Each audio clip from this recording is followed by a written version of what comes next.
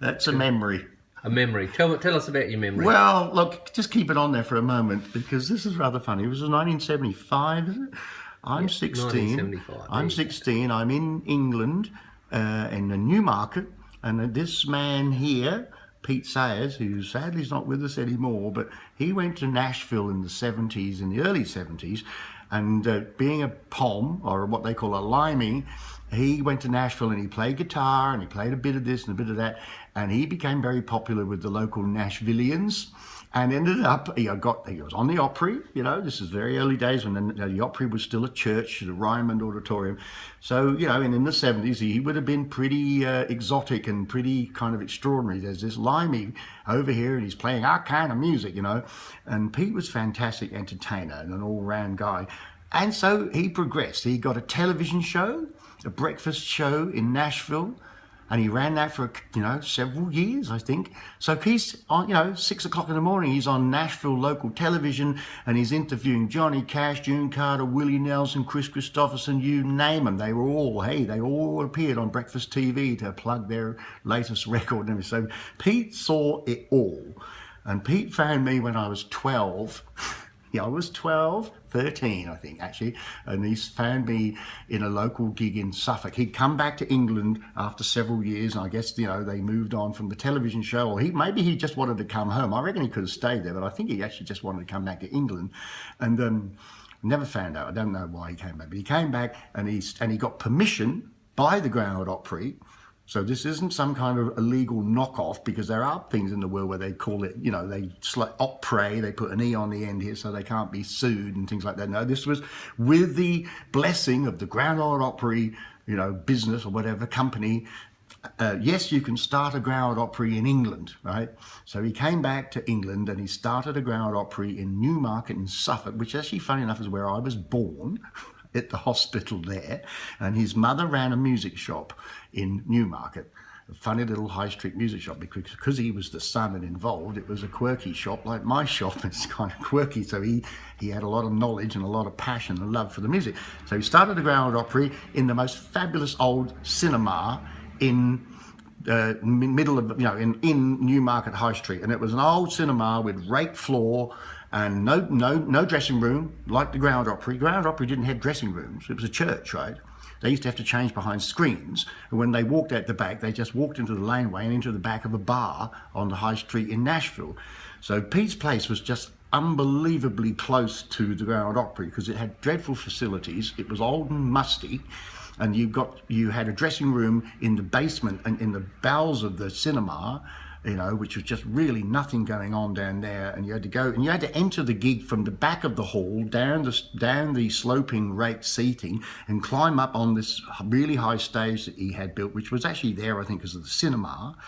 It was still being used as a cinema. I think he put the sign up. He got the special things for the Grand Ole Opry microphones, and of course then he started running shows there, and I was there when I was 15 or something in a band that he formed. He saw me playing when I was 13, and I was my first professional gig. And of course eventually Pete had to book Bill Monroe, because Pete loved bluegrass music. So Bill Monroe was coming to England, and I reckon Pete kicked it off by saying, well, you got a gig here, and then one thing leads to another. And Bill did a little tour, I think, a very small tour in the 70s.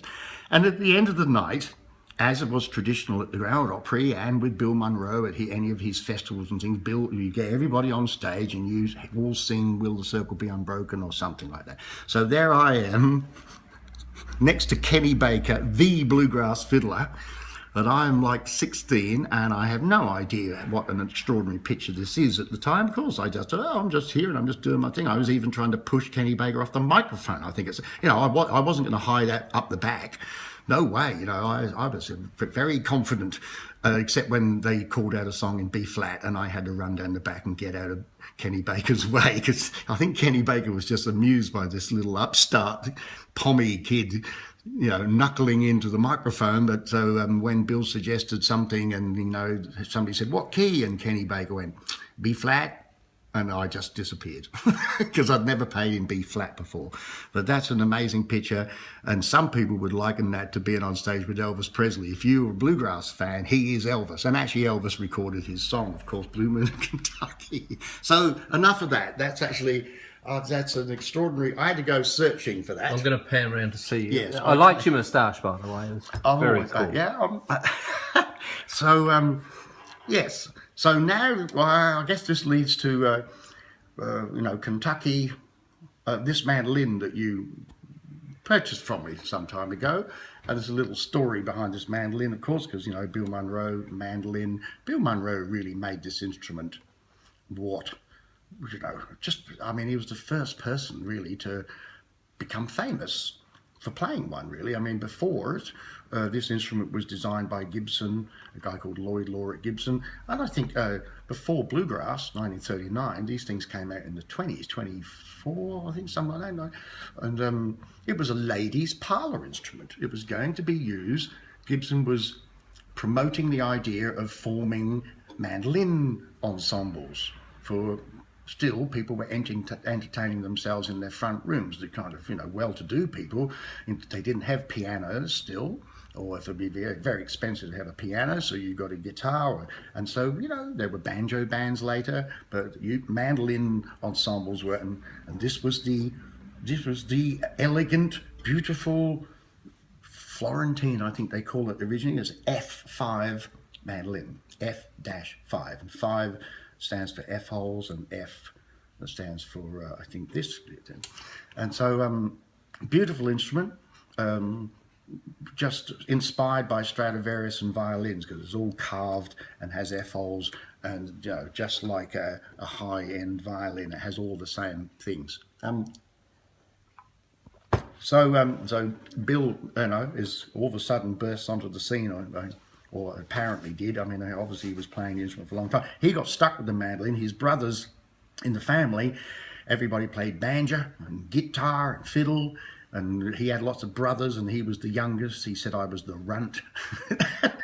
And he got stuck, not with this type of mandolin, he got stuck with the old Italian bowl mandolin, which was nobody wanted that, but Bill got made to, that's yours, and they called him Taterbug, because it looks like some kind of potato insect that blighted the potato. So Taterbug mandolin, and Bill was, as a kid, getting his chops together on this mandolin, and of course nobody really took him seriously. And then, of course he did get serious, and he got very interesting style. He was forging his own way. And then I think he bought one of these in a pawnbroker's shop for probably a lot of money at the time. But, of course it's ridiculous to think how much he paid for it. But he bought, and it happened to be a Lloyd Law signed by the man himself. So he got this Lloyd Law. And look, Lloyd Law mandolins, and the thing that these instruments are really, you really market, I guess, in the thing that makes you go, wow, is it's got this amazing, when you chop a chord, it's a rhythm thing, like in Monroe would be at the back of the stage. At that gig, he would walk to the back of the stage, microphone, just going, and the thing is like a snare drum almost with notes. So, and he had a monster action too. He used to play this thing. I saw that mandolin and went, oh, how on earth did he play that? But he was a tough guy. He had big, strong hands, and he used to get maximum out of it. So, he made that mandolin. He made the mandolin what it is today. And many people it's led to so many things. But Bill Monroe was the man. So, Saga Music in Kentucky, with the Kentucky brand, have decided to... This is a few years ago now. He had his 100-year, centennial. He passed away in 2011. Oh no, it's been 100 years. He passed away in 96 or 7 when I first started Uncle Bill. I remember that, very sad day. But 1911 to 2, that's sort of a centenary model. And so Kentucky and Saga put everything they could into making really the most great, reproduction, albeit, of an F5 mandolin. And this is Michigan maple, it's American maple, give it authenticity, I suppose, being a thoroughbred instrument. But it is made in China, and it's a very fine mandolin. And as you say, you've had it for a while, and it's actually been changing and getting. When you first buy new mandolins, even of this quality, you know, they sometimes they need to be worked a bit because they loosen up. The top being carved and it's under quite a lot of pressure. There's a lot of tension on a mandolin. The thing needs to be played, and then it starts like a leather jacket, say, you know, it's all tight and crisp, and when you wear it for a while, it all starts getting, you know, loosening up. And so this thing, I seem to remember when you purchased the instrument, it had this chop, but you get to G, and they often don't have that chop when they're brand new because they haven't been played. Because that's exactly where it's going to get played the most, being a bluegrass instrument primarily. Everything's in G just about, and so, you know, the G area has now loosened up, and it's pretty much the same as the A, whereas before the A was loud and the G was a little bit back from that. So it's coming along nicely. I don't know whether there's too much to talk about. Do you have any questions, Paul? No, it's just the changing nature of the mandolin's been really quite surprising. It really gets better. It mellows with age, and there are some great Bill Monroe stories, extraordinary stories. The man was some people say he was a tyrant. He was making them work on his farm. Let's say he was single-minded.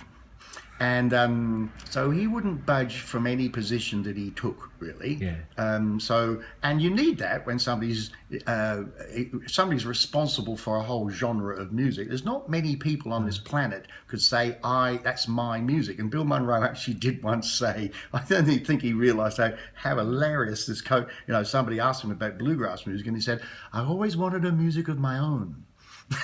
This is like, whoa, and he did. In 1939, he had a band. He had a band before then, and they had accordion players and comedy banjo players. He was touring America like Slim Dusty did here. He had a tent show, and he had a band, and he had a juggler, and he had a comedian, and he would turn up into town. He's rural America, not the cities, right? He wouldn't go near the cities, but he'd go through rural Tennessee, Kentucky, and stuff, and set up the tent like Slim would, and challenge the local baseball team to a game. So if you was in Bill Monroe's band, you had to be a good pitcher or a good batsman. It's almost essential. You know, if you play good fiddle, that's fine, but how are you on the square or whatever on the mound? Mound, yeah. Yes. So it was complete entertainment of every description, really. And Monroe was a showman.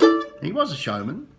And a hard life, you know, and he struggled for many years, you know. And when he was when he got on the ground at Opry, and he had Blue Moon of Kentucky, and then, you know, he was popular with local people because he wrote songs about rural life. Now, nobody else was. I mean, Woody Guthrie wrote protest songs, and, you know, things about, you know, how harsh it was in the Dust Bowl, and you've got. Jimmy Rogers was singing, Brakeman was singing about, you know, being a hobo and death and misery and everything. But Monroe was writing about love, you know, about, sort of life and death and just rural sort of things, rural subjects. So, and he wrote a lot of songs, and he was a very fine songwriter. I mean, his songs now are classic songs. So he was doing that, but he couldn't get a foothold in the cities because, you know, hillbilly music was just a bit of a joke, you know. For years you'd see, it's still sort of, well, no, it's gone now. But there was a time when, you know, somebody pops up on television, they got a fiddle or a banjo, and it's almost like cheesy, you know. They used to clown in order to get attention. So it wasn't taken seriously, really. It's just those country people, you know, doing their crazy thing. I mean, I was in Los Angeles in the 80s, and I still would talk to Americans and say, you know, bluegrass music, and they go, what's that? I say, well, that's actually one of your traditional folk music styles, and it's, I can't believe you don't know about it, but that's okay. You know, it's like being in Europe, you know. Yeah, so look, Monroe was an extraordinary man, and there's many, many stories, and I could tell a few, but that's the mandolin, and he's responsible for an awful lot.